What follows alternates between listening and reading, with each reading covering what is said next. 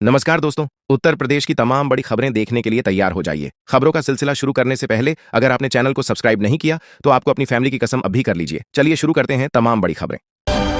प्रयागराज के शास्त्री पुल के पास tent house में भीषण आग लगने से इलाके में अफरा तफरी मच गई है। आग लल्लू जी एंड सन्स टेंट वालों के गोदाम में लगी है और दमकल कर्मी मौके पर आग बुझाने की कोशिश कर रहे हैं। धुआं करीब 1 किलोमीटर दूर से दिखाई दे रहा है। इस खबर को लगातार अपडेट किया जा रहा है। दोस्तों, गाजियाबाद के पुलिस कमिश्नर जे रविंद्र गौड़ ने पुलिसिंग को बेहतर बनाने के लिए कई अहम कदम उठाए हैं। अब पीड़ितों को उनके घर पर एफआईआर की कॉपी मिलेगी और क्षेत्र में अवैध धंधे चलने पर थाना प्रभारियों के खिलाफ कार्रवाई होगी। पुलिस कमिश्नर ने सभी थाना प्रभारियों को निर्देश दिया है कि हर दर्ज एफआईआर की एक कॉपी संबंधित व्यक्ति को उसके घर तक पहुंचाई जाए। गोरखपुर से अयोध्या तक की सड़क यात्रा अब और भी सुगम होगी। NHAI द्वारा गोरखपुर संतकबीर नगर और बस्ती में 45 किलोमीटर तक खराब सड़क को उखाड़कर नई सड़क बनाने का काम शुरू कर दिया गया है। इस परियोजना पर 140 करोड़ रुपए खर्च होंगे और इसका लक्ष्य वर्षा से पहले काम पूरा करना है। इससे अयोध्या धाम जाने वाले श्रद्धालुओं को भी काफी सहूलियत होगी। उत्तर प्रदेश शिक्षा परिषद जल्द ही 10वीं और 12वीं के परिणामों की तारीख जारी कर सकता है। बोर्ड ने प्रशासन के पास प्रस्ताव भेजा है, जहां से मंजूरी मिलते ही तारीखों का ऐलान किया जा सकता है। इस साल 27,32,216 परीक्षार्थियों ने हाई स्कूल और 27,05,017 परीक्षार्थियों ने इंटरमीडिएट की परीक्षा दी थी।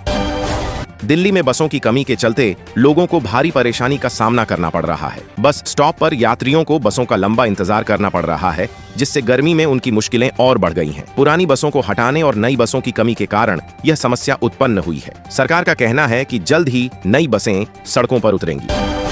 राज्यसभा सदस्य संजय झा की अध्यक्षता में हुई संसदीय समिति की बैठक में बिहार के पूर्णिया एयरपोर्ट को जल्द शुरू करने और दरभंगा एयरपोर्ट को अंतर्राष्ट्रीय बनाने पर विस्तार से चर्चा हुई।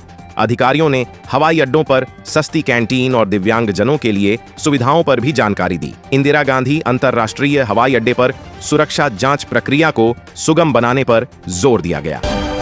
पश्चिमी मोर्चे पर पाकिस्तानी सेना के ड्रोनों को नष्ट किए जाने में मिली सफलता के बाद भारतीय सेना 9 और लेजर आधारित एंटी ड्रोन सिस्टम खरीदने की तैयारी में है। भारतीय सेना पहले ही विशेष रूप से पाकिस्तान सीमा पर बढ़ते ड्रोन के खतरे को लेकर DRDO द्वारा विकसित किए गए 7 integrated drone detection and interdiction system तैनात कर चुकी है।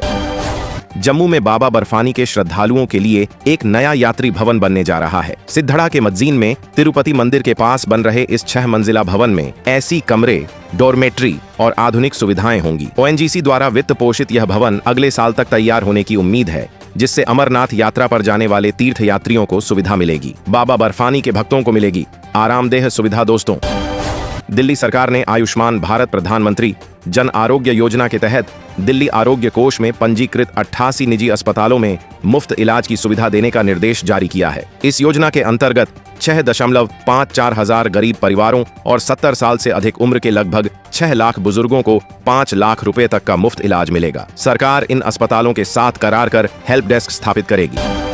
दोस्तों, राष्ट्रीय स्वयंसेवक संघ के प्रमुख मोहन भागवत अपने 5 दिवसीय प्रवास के तीसरे दिन अलीगढ़ में SB इंटर कॉलेज और पंचनगरी की शाखाओं का दौरा करेंगे। सुरक्षा व्यवस्था कड़ी की गई है और पहचान पत्र के माध्यम से ही प्रवेश मिलेगा। इसके अतिरिक्त 20 तारीख को ब्रज प्रांत के पदाधिकारियों के साथ एक बैठक भी आयोजित की जाएगी। सपना ने अपने पति को छोड़कर अपने प्रेमी के साथ जाने का फैसला किया है। महिला के पति ने उसे मनाने की बहुत कोशिश की, लेकिन वह नहीं मानी। पुलिस ने भी महिला की काउंसलिंग कराई, लेकिन वह अपने फैसले पर अड़ी रही। आखिरकार शुक्रवार को महिला अपने प्रेमी के साथ चली गई। पुलिस अब पति के लगाए आरोपों की जांच करेगी। दोस्तों, वाराणसी के पुलिस कमिश्नर मोहित अग्रवाल ने आगामी रंग रूट सिपाहियों की ट्रेनिंग की तैयारियों का जायजा लिया। उन्होंने जवानों को नए कानूनों, डिजिटल साक्ष्यों और साइबर अपराध जैसे विषयों पर प्रशिक्षण देने के निर्देश दिए। पुलिस लाइन में आवासीय भोजन और अन्य मूलभूत सुविधाओं को दुरुस्त रखने पर जोर दिया गया ताकि प्रशिक्षण में कोई बाधा न आए। दोस्तों, राजवाड़ी के लाम क्षेत्र में सर्च ऑपरेशन के दौरान कुछ जवानों पर इग्नू के सहायक प्रोफेसर और उनके सहयोगियों ने मारपीट का आरोप लगाया है। प्रोफेसर को चोट भी आई है। विवाद के बाद सेना ने मामले की जांच के आदेश दिए हैं। पुलिस ने भी मामला दर्ज कर लिया है। TDP प्रमुख महबूबा मुफ्ती ने घटना की निंदा की है। दिल्ली सिख गुरुद्वारा प्रबंधक कमेटी 19 और 20 अप्रैल को दिल्ली फतेह दिवस का आयोजन लाल किले पर कर रही है। यह दिवस 1783 में बाबा बघेल सिंह के नेतृत्व में खालसा सेना द्वारा मुगल सेना को हराकर लाल किले पर भगवा ध्वज फहराने की याद में मनाया जाता है। इस दौरान कीर्तन दरबार और एक मार्च का आयोजन किया जाएगा, जिसमें बड़ी संख्या में श्रद्धालु भाग लेंगे। देहरादून में 1,70,000 से ज्यादा पेयजल कनेक्शन बिना मीटर के चल रहे हैं, जिससे पानी की भारी बर्बादी हो रही है। भीषण गर्मी में पेयजल की किल्लत बढ़ जाती है। जल संस्थान के अनुसार रोजाना 4,70,262 लीटर पानी का हिसाब नहीं मिल रहा है, क्योंकि लोग बिना रोक टोक पानी का अंधाधुंध इस्तेमाल कर रहे हैं। बांदा जिले के 6 पर्यटन स्थलों को विकसित करने के लिए शासन ने 2 करोड़ रुपए से अधिक की धनराशि मंजूर की है। नारायणी में कारू बाबा, भगवान मंदिर तिंदवारी में आशी वेद व्यास, जन्मस्थली बबेरू में भादे बाबा स्थल और बांदा में सिद्ध बाबा स्थान का विकास किया जाएगा। इसके अतिरिक्त रणगढ़ किले के मार्ग का उच्चीकरण और कुरसेजा धाम मंदिर का विकास भी शामिल है। दोस्तों, महाराजगंज और जंघा की 2 महिलाएं नेपाली युवतियों की शादी कराने के बदले मिले धन को लेकर आपस में भिड़ गईं। विवाद तब शुरू हुआ जब एक महिला दूसरी से अपना हिस्सा मांगने आई। पुलिस ने हस्तक्षेप करके शांति भंग करने के आरोप में सभी को हिरासत में ले लिया। मामले में नेपाली लड़ढकियों की शादी का धन शामिल है। लखनऊ स्थित Indian Institute of Information Technology परिषदीय उच्च प्राथमिक स्कूलों के शिक्षकों को डिजिटल लिटरेसी और आर्टिफिशियल इंटेलिजेंस में प्रशिक्षित करेगा। जिला शिक्षा एवं प्रशिक्षण संस्थान के प्रशिक्षुओं को भी प्रशिक्षण दिया जाएगा। यह प्रशिक्षण कक्षा 6 से 8 तक के विद्यार्थियों के पाठ्यक्रम में डिजिटल साक्षरता को बढ़ावा देगा। शिक्षकों को मास्टर ट्रेनर के रूप में तैयार किया जाएगा। दोस्तों, उत्तर प्रदेश में वृद्धावस्था पेंशन योजना के तहत 61 लाख लाभार्थियों का सत्यापन होगा। सरकार यह सुनिश्चित कर रही है कि वित्तीय वर्ष 2025 से 26 में केवल पात्र लोगों को ही लाभ मिले। अपात्र लोगों के नाम सूची से हटाए जाएंगे और मृत वृद्धजनों के नाम भी हटाए जाएंगे। सत्यापन 25 मई तक पूरा होगा और हर गांव के 25 सबसे निर्धन परिवारों को शामिल किया जाएगा। दोस्तों, उत्तर प्रदेश के गोरखपुर में एक हैरान करने वाला सामने आया है। यहाँ एक पूर्व आयकर अधिकारी को जालसाजों ने ऐसा चूना लगाया कि किसी को विश्वास नहीं हो रहा है। यहाँ जालसाजों ने पूर्व अधिकारी को जाल में फंसाकर 47,84,086 रुपए की ठगी कर लिया। मामला संज्ञान में आने के बाद हड़कंप मच गया है। पुलिस मामले की जांच कर रही है।